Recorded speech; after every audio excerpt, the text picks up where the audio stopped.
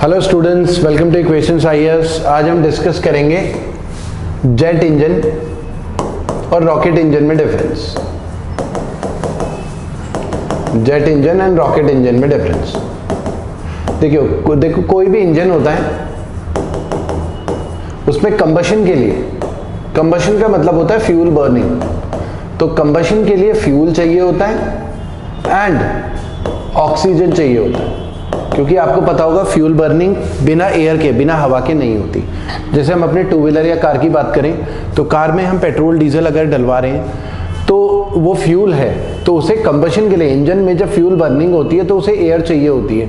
इसलिए कार या बाइक, कोई भी एक्टिवा, उसमें एक छोटा सा फैन होता है जो एटमॉस्फेयर से एयर खींच लेता है और फिर फ्यूल बर्निंग होती है और गाड़ी को एनर्जी मिलती है, गाड़ी आगे बढ़ती है।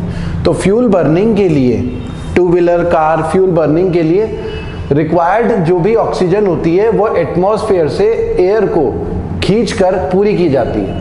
अब अगर हम बात करें जेट इंजन और रॉकेट इंजन, इन दोनों में डिफरेंस क्या है? देखिए, जेट इंजन नॉर्मली यूज किस चीज में हो रहा है? तो जनरली यूज हो रहा है प्लेन में, हेलीकॉप्टर में, प्लेन, हेलीकॉप्टर, उनमें जेट इंजन यूज हो रहा है। रॉकेट इंजन हमारा मिसाइल्स में भी यूज होता है, ठीक है। और रॉकेट जो कि सैटेलाइट्स वगैरह लेके जा रहा है स्पेस में, इतनी सारी, जो मून मिशन किया हमारा, ठीक है, और मार्स मिशन था हमारा, ठीक है, मंगलयान, चंद्रयान, ठीक है, और जितने भी हम सैटेलाइट, चाहे रिमोट सेंसिंग सैटेलाइट लॉन्च कर रहे हो, जियो स्टेशनरी सैटेलाइट लॉन्च कर रहे हो, तो रॉकेट इंजन यूज हो रहा है। अब दोनों में मेन डिफरेंस क्या है? देखिए, जेट इंजन क्योंकि बहुत ज़्यादा हाइट में तो जाएगा नहीं एटमॉस्फेयर में, लेकिन रॉकेट इंजन एटमॉस्फेयर में काफ़ी ज़्यादा हाइट में जाएगा। इन इंजन्स को फ्यूल तो चाहिए ही होगा कंबशन के लिए, फ्यूल बर्निंग होगी, एनर्जी तभी मिलेगी। अब फ्यूल बर्निंग के लिए जेट इंजन क्योंकि बहुत ज़्यादा हाइट में नहीं जाता, तो यहाँ पर कंबशन के लिए इसमें केवल फ्यूल ही इंसर्ट करना होता है। जो रिक्वायर्ड ऑक्सीजन होती है वो एटमॉस्फेयर से ही मिल जाती है, ठीक है। तो जेट इंजन, प्लेन उड़ रहा है, हेलीकॉप्टर उड़ रहा है, तो वो एटमॉस्फेयर से ही एयर खींच लेता है, ऑक्सीजन ले लेता है, ठीक है। तो ये तो जेट इंजन इस तरीके से काम करता है। अब रॉकेट इंजन में क्या डिफरेंस है?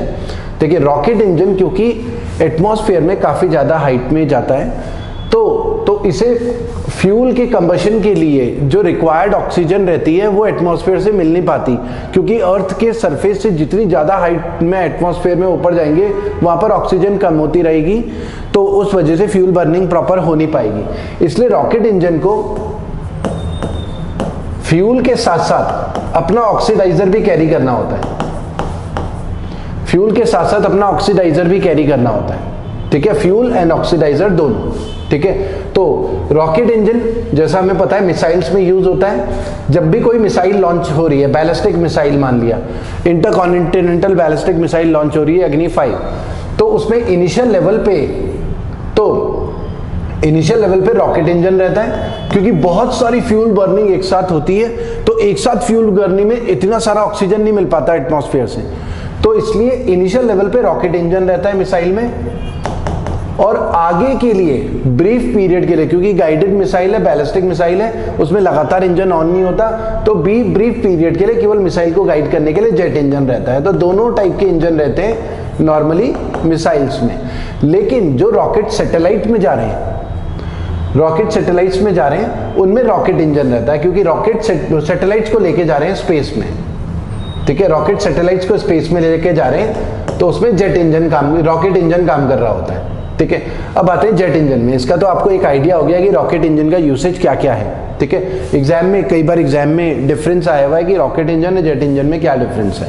मेजर डिफरेंस ऑक्सीडाइजर का ही है, इससे ऑक्सीजन एटमॉस्फेयर से मिल जाती है, उसमें ऑक्सीजन कैरी करनी पड़ती है साथ में। जेट इंजन की अगर हम कैटेगराइज करें जेट इंजन को,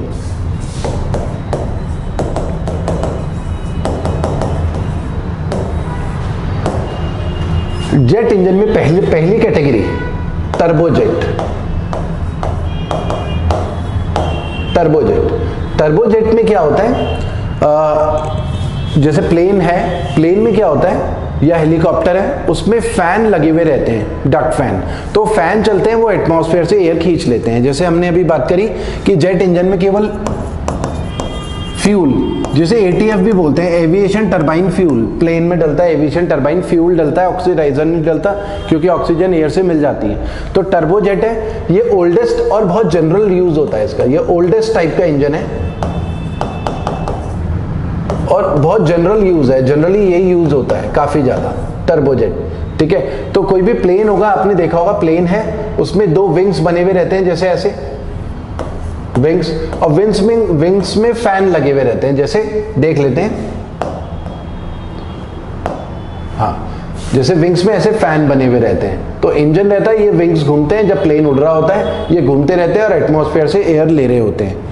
और इस तरीके से एविएशन टरबाइन फ्यूल, जो कि फ्यूल डाला जाता है एरोप्लेन में, उसकी बर्निंग होती है क्योंकि एटमॉस्फेयर से ऑक्सीजन उसे मिल जाता है। ठीक है, हाँ, तो ये टर्बोजेट होते हैं जिसमें फैन लगे हुए रहते हैं दोनों विंग्स में, दो तरफ। ठीक है, तो एक तो इस तरीके का इंजन है। एक दूसरा जो हम बोलते हैं वो है turbofan.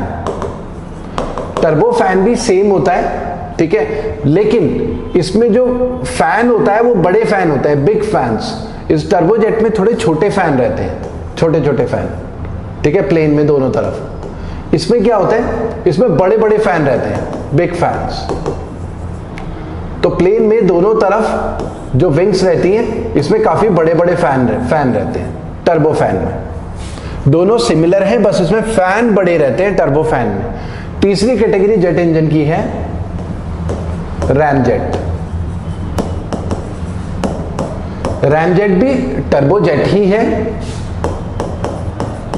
Turbojet with all rotating part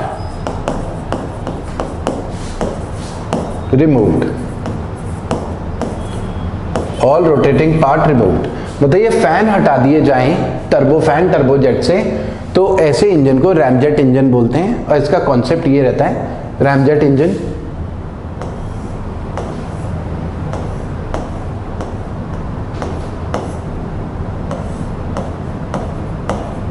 इस तरीके का इसमें डिजाइन रहता है। और ये जो इंजन है, इसमें इस इंजन के फॉरवर्ड मोशन की वजह से हवा जो है, यहां पर गैप रहता है और इस गैप से हवा अंदर जाती है और यहां पर कंबशन होता है, फ्यूल बर्निंग होती है। फ्यूल यहां पर रहता है और हवा जो जाती है, ये एयर इसमें जाती है और यहाँ पर फ्यूल बर्निंग होती है और फिर यहाँ से गैसेस रिलीज होती है, गैस पीछे की तरफ रिलीज होती है और जो इंजन है आगे की तरफ फॉरवर्ड मोशन करता है। ठीक है, इसकी इमेज के थ्रू समझते हैं। इसमें रोटेटिंग पार्ट कुछ नहीं होता, फैन वगैरह कुछ नहीं होता रैमजेट इंजन में। ठीक है, ये इंजन कहाँ पर यूज हो रहा है, ब्रह्मोस मिसाइल में। हमारी जो ब्रह्मोस मिसाइल है, इसमें इस तरीके का इंजन यूज होता है, उसमें फैन वगैरह कुछ नहीं होते ब्रह्मोस मिसाइल में। ठीक है, उसमें रैमजेट इंजन यूज होता है। तो एग्जाम में कई बार आया हुआ है कि ब्रह्मोस मिसाइल में किस तरीके का इंजन है, तो रैमजेट इंजन यूज होता है। इमेज में देख के आपको आइडिया होगा। जब ब्रह्मोस मिसाइल है, ये आगे जा रही है, इसमें कोई भी फैन नहीं है, इसके फॉरवर्ड मोशन की वजह से हवा इसके अंदर जाती है। जितनी ज्यादा हवा जाए, जितनी ज्यादा स्पीड में चलेगा, उतनी ज्यादा एयर अंदर जाएगी और उतनी ज्यादा फ्यूल बर्निंग होगी, इसकी स्पीड और बढ़ जाएगी। तो इसके फॉरवर्ड मोशन की वजह से यहां पर आपको गैप दिख रहा होगा, हवा अंदर चली जाती है और फ्यूल बर्निंग बहुत ज्यादा स्पीड में होती है। इसीलिए इसकी स्पीड 3 मैक और 7 मैक हाइपरसोनिक और सुपरसोनिक स्पीड रहती है। साउंड की स्पीड से भी ज्यादा 3600 किलोमीटर पर आवर की स्पीड से ये चल सकती हैं।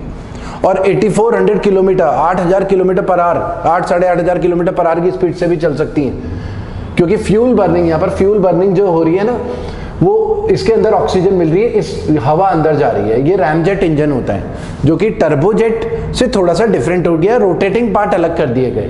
ठीक है, अब हाँ, ये रैमजेट इंजन हो गया। ठीक है, जो कि ब्रह्मोस मिसाइल में यूज होता है। अब एक होता है scramjet engine. Scramjet engine, scramjet engine supersonic ही होता है, supersonic combustion ramjet, supersonic combustion ramjet. मतलब स्क्रैमजेट इंजन वो वाला होता है, वो वाले रैमजेट इंजन जिनकी स्पीड्स जो है साउंड की स्पीड से ज़्यादा होती है, उसे सुपरसोनिक बोलते हैं। ठीक है, तो स्क्रैमजेट रैमजेट इंजन ही है लेकिन सुपरसोनिक स्पीड वाला, साउंड की स्पीड से ज़्यादा, मतलब 1.2 मैक्स से ज़्यादा, 1.2 मैक्स से ज़्यादा इसकी स्पीड रहती है। और 1 Mach speed of sound in air, speed of sound in air, speed of sound in air, अब वो 332 मीटर पर सेकेंड या 1200 किलोमीटर पर आवर। तो इसकी स्पीड 1200 किलोमीटर पर आवर से थोड़ा ज़्यादा रहेगी, तो हम उसे बोलेंगे सुपरसोनिक स्क्रैमजेट इंजन। इसमें बस ये ध्यान रखना है कि रोटेटिंग पार्ट नहीं होता, फैन नहीं होते, फैन रहते हैं हमारे टर्बोजेट या इसमें। ये भी ध्यान रखना है कि ये वाले जो इंजन होते हैं टर्बोजेट, टर्बोफैन, ये एरोप्लेन, हेलीकॉप्टर्स इनमें यूज़ होते हैं। ठीक है, और ये मिसाइल्स के लिए है, ब्रह्मोस मिसाइल में ये वाले इंजन यूज़ होते हैं। बाकी रॉकेट इंजन हमने डिस्कस करा है, रॉकेट इंजन अपना एयर मतलब ऑक्सीजन कैरी करता है अपने साथ ही। ठीक है, जैसे हाँ, रॉकेट इंजन अपने साथ ही ऑक्सीजन कैरी करता है। और नॉर्मली जो रॉकेट इंजन है, अगर क्रायोजेनिक टेक्नोलॉजी की बात करें, क्योंकि फ्यूल ऑक्सीडाइजर 3 तरीके के होते हैं इसमें, सॉलिड, लिक्विड और गैस। सॉलिड, लिक्विड और गैस। सॉलिड में इसमें गन पाउडर वगैरह रहता है फ्यूल की फॉर्म में, ऑक्सीडाइजर की फॉर्म में भी, लिक्विड में भी डाईमिथाइल एक यूज होता है जो कि लिक्विड यूज होता है, इसमें फ्यूल भी होता है, ऑक्सीडाइजर भी। और जो पॉपुलर, जो सबसे एडवांस लेवल का आज की डेट में रॉकेट इंजन है, वो क्रायोजेनिक इंजन है, क्रायोजेनिक इंजन। ठीक है, जो कि GSLV, जियो स्टेशनरी सैटेलाइट लॉन्च व्हीकल है, GSLV। ठीक है, जिसे सैटेलाइट SLV भी बोल रहे हैं, सैटेलाइट SLV M3, जिसके थ्रू चंद्रयान 3 लॉन्च किया गया, उसमें भी क्रायोजेनिक टेक्निक यूज करी गई। मतलब पहले फेज में सॉलिड, फिर सेकंड फेज में लिक्विड और थर्ड फेज में क्रायोजेनिक इंजन यूज किया गया, जिसमें फ्यूल हाइड्रोजन एंड ऑक्सीजन,